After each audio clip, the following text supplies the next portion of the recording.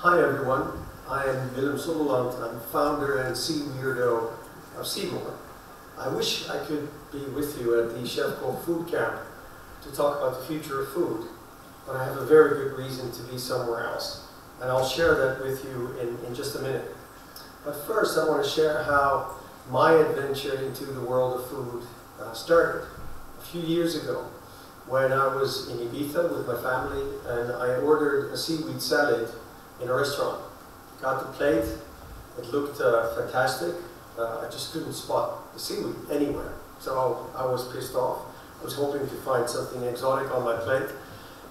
And my wife points at the green tagliatelle, the pasta on my plate, says, "But I think that must be it."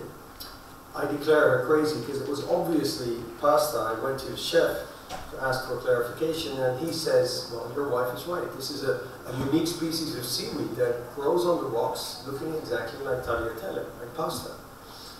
This is at a time where my wife and I, we have 3 daughters, we're trying to cut down on carbs in our diet, and we want to increase vegetables that we have in our menu, which is not that easy with 3 children and food habits that you have.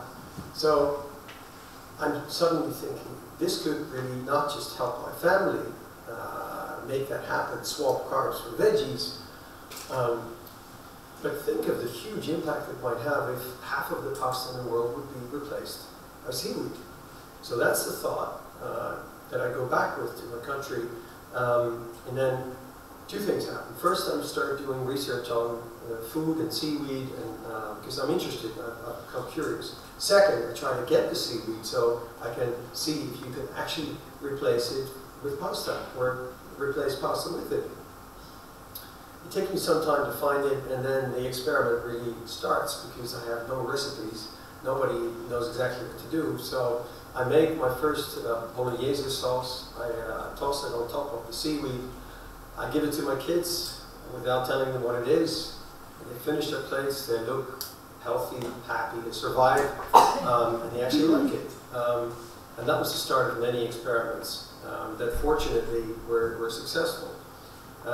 What was even more surprising is what I found out about the challenges that we face in the world of food, but also what huge potential seaweed has as a tasty, healthy alternative to foods that we already love. It's considered by experts to be the most sustainable food on the planet. So this is a time where I decide that this has such huge potential that I will create a company based on the idea of turning seaweed into a daily food. That's what happened about 1.5 years ago, and it was the start of Seamore. As I said, many more experiments followed. It turned into a crowdfunding campaign. Then we brought the product to market, Icy Pasta, a little bit over a year ago. And I'll let Waldo, Seamore commercial director, talk about what happened since, what successes we've had, what challenges we face, and how we're looking to work together with lots of other people and parties to help create the future of food and to turn seaweed into a daily food. But before I leave you over to Waldo, I owe you an explanation of why I'm not personally at the event. Well, there's a very good reason, because I'm actually in Italy at the moment with my family, enjoying the same annual trip that we have, that was also the trip to Ibiza. And what I'm hoping for is that this trip I will discover another kind of seaweed that we can turn into a very exciting product. So it's a trip which is essential for the future of Seamore and the future of food. So I hope you'll forgive me for going on that trip, and I wish you a fantastic program, presentation, and event. Thank you.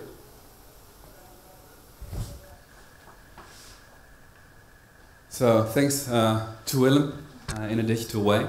I'm Waldo, commercial director of Seamore, taking the honors today here at Chefkoch, and I'm honored to be here, so thanks for having me. And thank you for all being here, listening to what we have to tell about the future of food. And talking about the future of food, I think 2 things for today are important to know. That One is why did we found, or Willem found Seamore, and I am so engaged in making it work, being the commercial director. That's because we said there are over 6 billion people on Earth needing to eat, needing nutrition, and we all know that if we do that within the circumstances we have today, we are challenging ourselves, and seaweed might be one of the options. So the future of food for us means finding new alternatives and also new sources of nutrition and bringing them to the middle of the plate as daily food. And that's actually what we say at Seamore. Seaweed as a daily food. That's what we challenge ourselves and each other in getting seaweed to. An alternative to rice, pasta, which we know we eat every day, or possibly eat every day. So it has to be sustainable, it has to be lots of nutrition, and of course it also needs to be delicious, otherwise we don't eat it. And that's why we say, eat yourself happy. And with that we try to bring a new product, a new category, or new because it's already existing for quite a while, but we're not used to eating it, and bring it into the future of food. Let's tell a little bit about what happened with Seamore and IC Pasta over the last year. We launched in September 2015 with a crowdfunding campaign, and a lot of stuff happened ever since. We are selling in 7 countries nowadays, from Amsterdam to Adelaide in Australia, where we're listed at the Patio Cafe, who really put us in the main menu because they love the idea of a paleo product, but still being able to eat pasta. And they even have stores in New Zealand, so we're actually also selling there now. We had a lot of media impressions. Here in Germany, we were honored to be on Galileo. They called us, they approached us and said, what is it what you do? We heard some stories about bringing seaweed in its natural shape as a pasta to the middle of the plate. And we started talking to them, and they said, we'd love to do an item which caused a lot of a big buzz in Germany and also in the Netherlands, because I was sitting somewhere transferring all the orders and answering all the questions which we weren't really prepared for. We had a Michelin star chefs, or 2 actually, in Ireland, who say, oh, we like this product, it's new, but we love it, it's from Ireland. But also the Netherlands, where a chef said, we know that we need to eat it in a different way than we're used to. We cannot eat only meat and fish. And there are alternatives for food that we can use. And he opened his kitchen for a complete day with all of his chefs. And we were just brainstorming, what can we do, making recipes, shooting a video. And it really helped us getting a lot of exposure, which is part of bringing a new food category to a lot of people. You need the exposure, so you need people who believe in what you do. And it's not only points said here, but actually the main challenge that we had is getting a lot of recipes. And we see the proof that IC Pasta, seaweed as a pasta, it works. These are all recipes that we got from people who bought the product, who tried it, prepared it at home. And it goes from pastas with pesto, puttanescas, but also you see the chopsticks, Asian versions, because you can also use it as a salad. And that's the fun thing of bringing something as a pasta, which is new, but also to us. Willem just mentioned when he started with the idea, he had no clue where it would go. Having it out on the market, talking to the people who tried it, who prepared it, we're learning about preparation, but also people coming up with ideas like, did you ever try to make it in an Asian way with rice vinegar, with soy sauce? We said, oh, well, actually, no, we didn't. So maybe share your thoughts and recipes and we can learn it and share it again. Same with soaking it in cold water, using it as a salad. So for us, this really is the proof that it works, that we can make it happen and inspire people to cook with new type of products. And it's a nice start. We can talk a lot about the prizes that we earn as food startup or innovation, but actually it's just a drop in the ocean. It's nice that we're setting these steps, but if you really want to make a difference and serve 1 billion servings of seaweed before 2030, which is our challenge that we put up on ourselves, we need to get there quicker, faster, and every day we ask ourselves the question, what can we do to have people adopt the seaweed that we bring to the market earlier? and quicker, and see it as an everyday alternative. And we came up with some ideas, and part of it is make it accessible. And making seaweed accessible is not only about you know where to buy it, you can walk around the corner and buy it somewhere, which is already a challenge in itself, because then you need retail who stocks it. But the first thing that we did is change a mind shift and fool people and fool ourselves to tell that it's just pasta. Don't tell people it's seaweed. We went out having tastings and asked people, would you like to try our pasta? And they enjoyed it.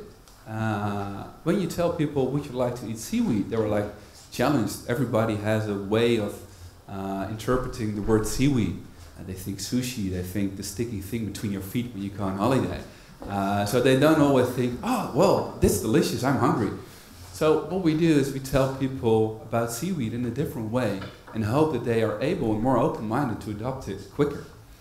But that's not only it, because even then, yeah, you are open to try it, but how do you prepare it? Because we can serve you a bite of seaweed, but it's different from preparing it yourself. So that was why we are very happy with all the recipes that we have obtained from all the followers and people who tried it. We need recipes, we need learnings, we need the community to build and engage with us to see what we can do, because we are a small team, we cannot find it out all by ourselves, we need the feedback. And if you want to bring a new type of food, yesterday we were at an event in the Netherlands about food trends, and there one of the biggest retailers, Albert Heijn, told us, was in a conversation with a startup about eating insects. It's sort of the same story. If you don't have people trying it, sharing it, giving feedback, it's a new category of food. You cannot learn and you cannot accelerate. So we're very happy that we have people around us and we share the thoughts, and we cannot come up with it all by ourselves. And of course, being accessible also means pricing, because seaweed in itself is quite an expensive species. If you want to try it and eat it as a staple food and not as a garnish, you need more. So it costs a little bit more. And we put up ourselves the challenge to bring it in the most affordable way. Compared to other seaweeds, we're cutting prices by 40–50% depending on the country we're selling in. But that's what needed to make it easier to adopt, because everybody is looking in his wallet at the end of the day and says, okay, what am I going to do? And is it worthwhile buying this? And accessible also means being able to obtain it. So we have the web shops, but we also want to have it available in every store where people want to buy it. And that's actually a big challenge where we need partnerships. So we say, when we start in a country, and this is an example of the UK where we launched in March this year, we need some pioneers. We need people who try the product, trying it, preparing it, telling what they think about it, but also comparing it like, hey, what's happening in their market? Markets are different. When we are talking with Australian people, they're like, yeah, we are one-on-one with the ocean. Here in Germany, my experience is that you're way further than the Dutch people are in terms of nutrition. When we're standing here and talking to people, you ask me questions where in the beginning I was a little bit shocked, like, okay, I don't know. I need to go back to education, because in the Netherlands nobody asked the question. So we need the pioneers and the influential shops. We started in Berlin this year. We had 2 shops there who adopted the product and said, I really like to have it here and be one of the early adopting shops, being able to bring it on to the market. And of course we need food influencers. We need you. We need to share the story and get your feedback and have you guys talking about it, because it also brings us to the next level. Having a lot of influencing people talking about a product, food bloggers, chefs, they have a huge community, and if you guys talk about it, people will look at it and say, okay, well, probably it's nice, I have to try it. If a chef is preparing it, you can eat it, and it's probably delicious, otherwise you would buy it. And we need to be in specialized retail at first. We think if we want to have the product out there, people who buy at Bio Company, for example, where we'll be listing in a couple of weeks in Berlin. In the UK it's Whole Foods. They adopted the product, and the people shopping there are really open-minded and like to try new products. But in the end, it's only going to work if we get into the mass retail, the mainstream retail, because that's where everybody does the groceries. And if we want to make sure that you don't have to be in a hassle to get the product you would like to buy and try it, it needs to be available.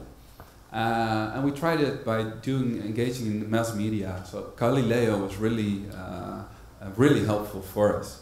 A little bit early. We would have loved it to be right now where we can set the next steps, but it was really beautiful having the attention and all the media expression from them. And of course, what's really important is also that we can harvest the seaweed.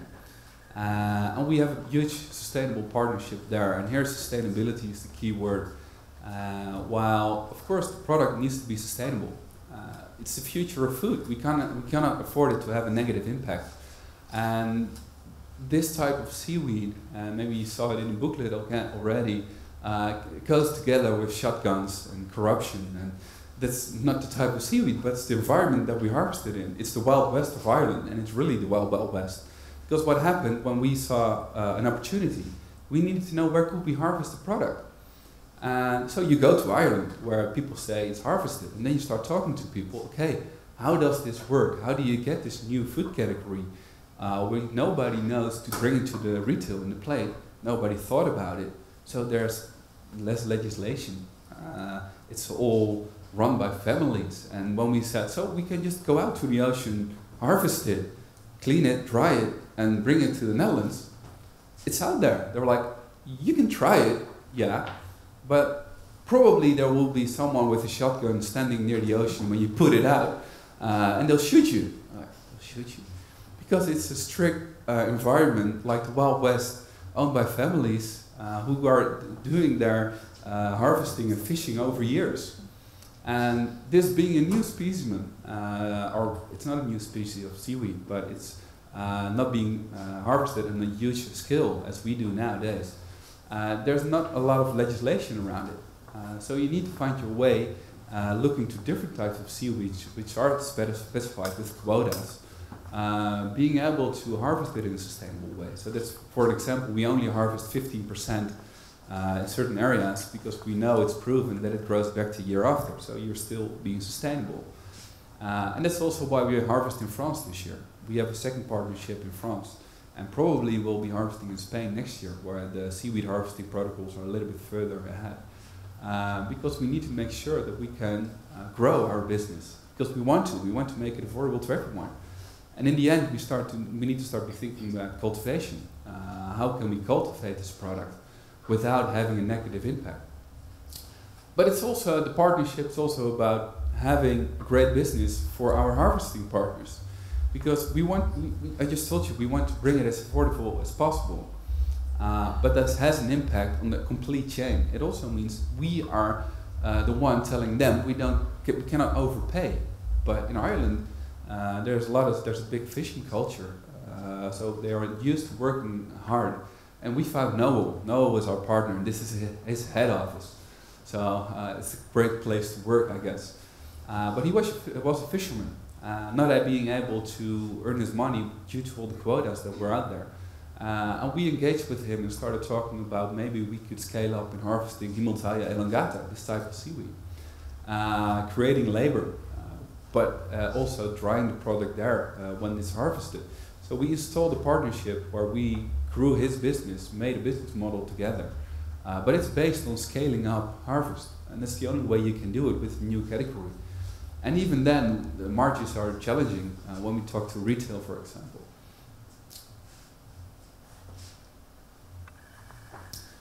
And the question is, how do we bring the future of food faster? Because it's not all about does it work, but also is it on time? Because we need to eat.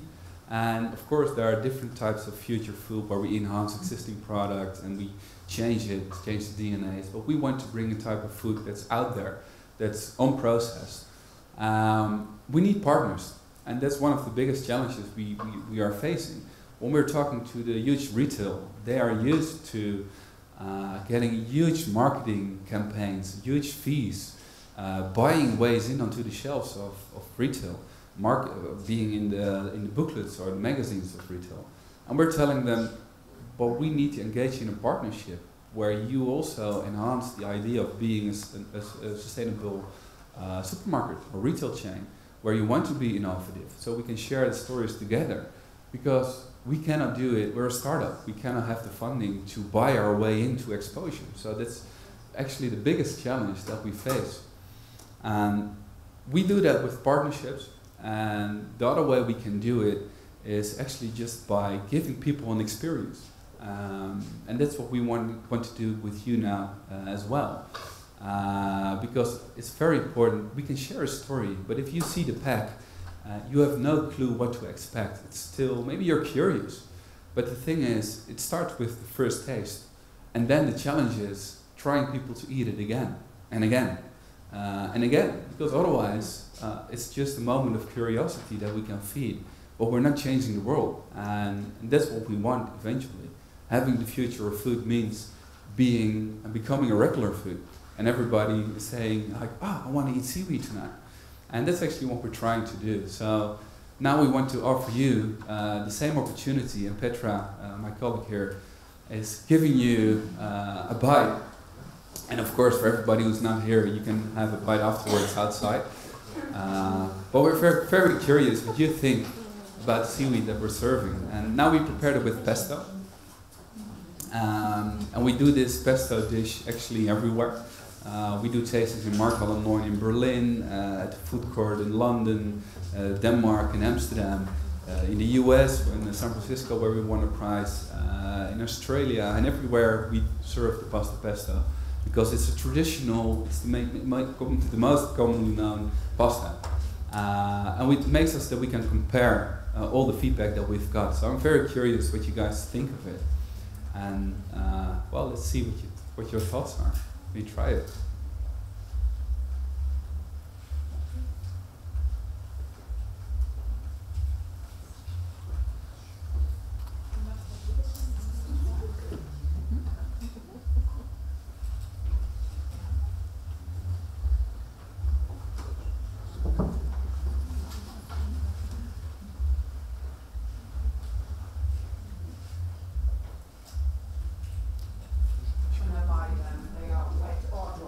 They're dry. That's a good question. Can I grind them and use them as a flour? Yeah, it's possible.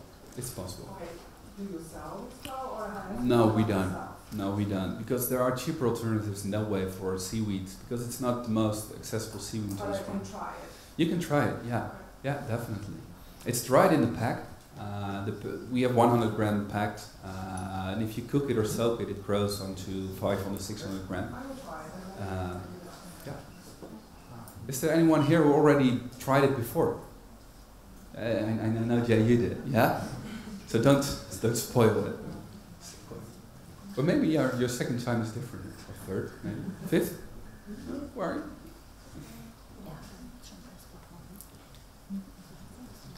Are there any health benefits, like how healthy is it?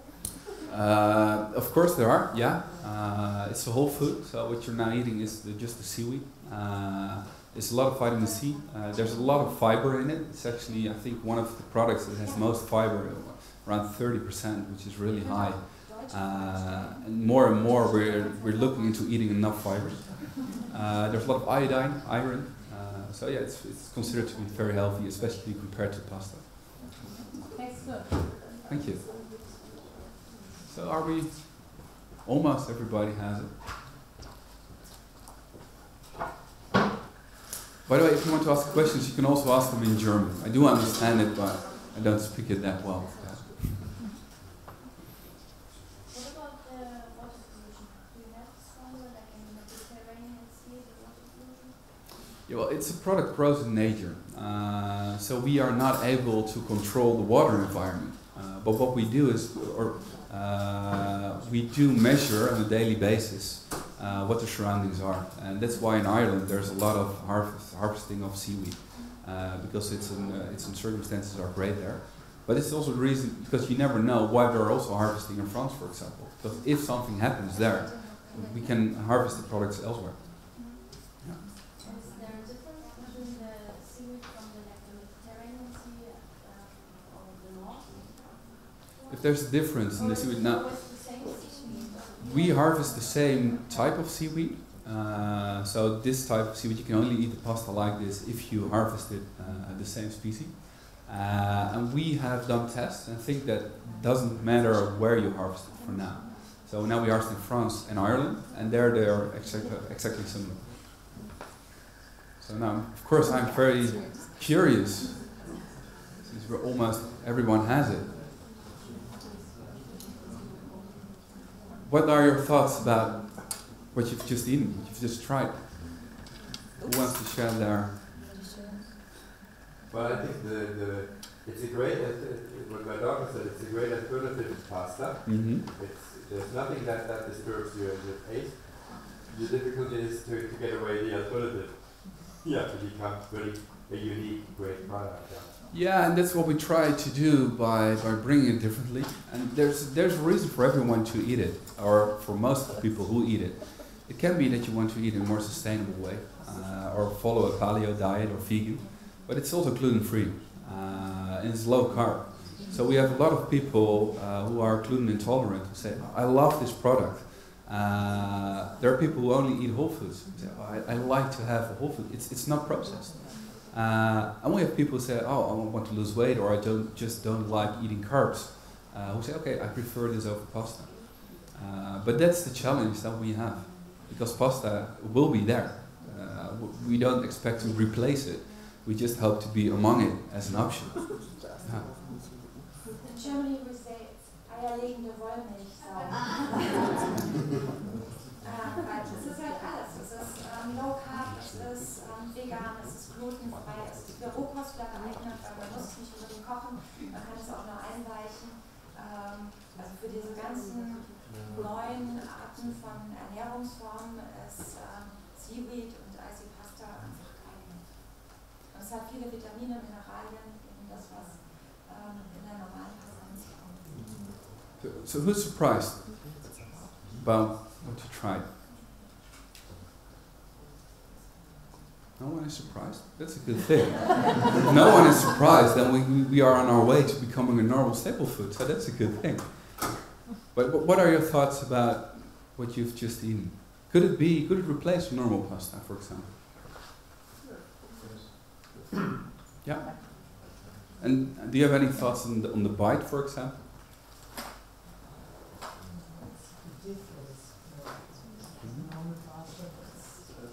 It's a different bite. Yeah, that's what we the most feedback. It doesn't make it worse, it's just It's different. It's the feedback that we mostly get from people is that they say it has a lot of bite, or it's different from pasta. And we chose to position it as a pasta, so that's the feedback that you get. I was telling you can compare it to bread. In the Netherlands, we used to eat like a white, fluffy bread, and now we're eating whole grain bread. So it's also sort of getting used to. There are some other things that people come across, but that's when you prepare it yourself. Because the seaweed that we have is coming from the ocean, meaning that if you cook it, you have a sea breeze, because it's a dry product. But people don't necessarily say it tastes like the sea. So, do you think about the taste? It tastes fishy, or yeah, you think so? A little bit. They have all It's all finished, so that's good. That's good. are you having different forms or only tagliatelle? Well, the thing is, we don't produce this product. It's a product how it grows in nature. So the only thing that we do, or the harvesters do when we help them, is go out to the rocks, being in the water, and taking it and cutting it. Yeah, Then but we- when I'm making noodles, I can form these and dry, and then I have spirali or Yeah, well, here this is the structure that it's natural structure. So we love to have it in the natural structure, and it's quite because of fibrous. It's a firm seaweed, so it's not easy to process it or turn it into certain ways while drying it. We're happy that we're able to dry it and bring it to the audience as we can now. But what we are doing is looking into what's next, because if you want to have seaweed as the future of food, it doesn't mean bringing one product, because then you just have one new product. And we challenged ourselves with how can we bring seaweed to the plate as alternatives for food that we already love without processing it. And especially the final part is quite a challenge because you have to know your way. There are around 10,000 species of seaweed, which are completely different. Some are edible, others are not. So if you want to engage in looking into new products, you need to know a lot more and try it. And that's what we are doing. And at this moment, we're developing our second product. We're launching it in November, probably December in the Netherlands at first, which will be IC bacon. And it's the same as with IC pasta. We found a seaweed that's actually bacon. And the only thing you have to do is fry it in the pan. And it's nice and red actually, this is good. Thing is when you fry it, it turns green. But it's about taste and the crunchiness there. And it works. We tried it with chefs and they're really amazed by how you can replace the salty, crunchy bacon by 100% natural seaweed. And with that, we hope to set a next step. So bringing the future of food also means having more products, because otherwise retail tells you we're not going to list it because it's just one pack, it's one SKU. Nobody will find it. So we hope this helps us, and there's more to come. We're looking into new products as well. Hope to get feedback from people who try it. It's like, oh, have you thought about this? Have you thought about that? And for now, we'll stick to unprocessed versions. But maybe there comes a time where we say, there is an alternative, but we have to do a little bit towards it to bring it to the market. What's the retail price for these products? The IC bacon is not known yet. We're calculating at the moment. The tagliatelle IC pasta goes in Germany for €5.95 for 100 grams, which is 4 to 5 servings. Yeah. And we were just talking about what's the difference between tasting it and trying it. Because we thought if somebody tried IC pasta, they're convinced and they will want to have it at home. But we're actually noticing that there are also some hurdles we need to get over. So now we're learning that bringing a new product means communicating, build a community. And now we've learned that people, because you said it tastes a little bit fishy, some people have that association, and especially when they prepared it themselves. Because there's a sea breeze when you prepare it. And also the boiling water can turn a little bit green, which is not when you have normal pasta. So people think, oh, what's happening? And the Irish chef was really amazed. He said, yeah, but it's what I like because you can make a broth of it. It's really delicious. So we're learning, and we're also informing each other about, okay, it might smell a little bit to the ocean. One likes it, the other doesn't. Boiling water can turn green, but you can use it in your advantage as well. So we're very happy to have your feedback on the product. I think that that's the main issue. If we want to bring a future of food, we need partnerships. We need people believing in new types of food, and that it's necessary to have it. That's the only way we can make it work. So also for you guys today, if you have feedback for us, or have a way in working together, are curious, feel free to ask me or Petra. We're here most of the day, or I will be leaving for my plane, but Petra will be here all day. And we're happy to engage with you and see how we can bring the future of food to the middle of our plate, because that's why we're here. Thank you. Thank you.